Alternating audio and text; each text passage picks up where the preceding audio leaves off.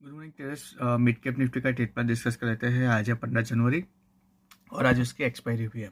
तो मार्केट देखोगे कि कपर चैनल में है और फिलहाल ये साइडवेज जोन है। Top to bottom, bottom to top ये ट्रेड कर रहा है। अगेन वापिस से उसका जो टॉप है उसको अप्रोच कर रहा है। एक अच्छे से नोट पे उसने कंसोलेशन करके क्लोजिंग दी है।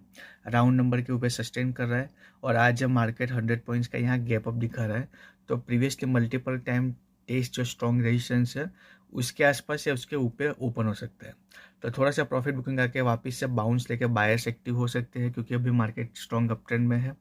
और यहाँ से अगर सेलिंग आता है डबल टॉप या इस ट्रेंड लाइन को ब्रेक डाउन करके राउंड नंबर को क्रॉस करके कुछ प्राइस एक्शन बनाता है तो हम शॉर्ट साइड में जाएंगे।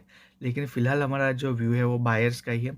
हो सकता है थोड़ी सेलिंग आए तो हमारा जो है स्काई ब्लू कलर का स्ट्रॉन्ग रेजिस्टेंस है वो एक सपोर्ट की तरह फर्स्टली एक्ट कर सकता है, तो वो हमारे राउंड नंबर के आसपास भी है। तो ये एक हमारे पास की जोन है बाइंग करने के लिए।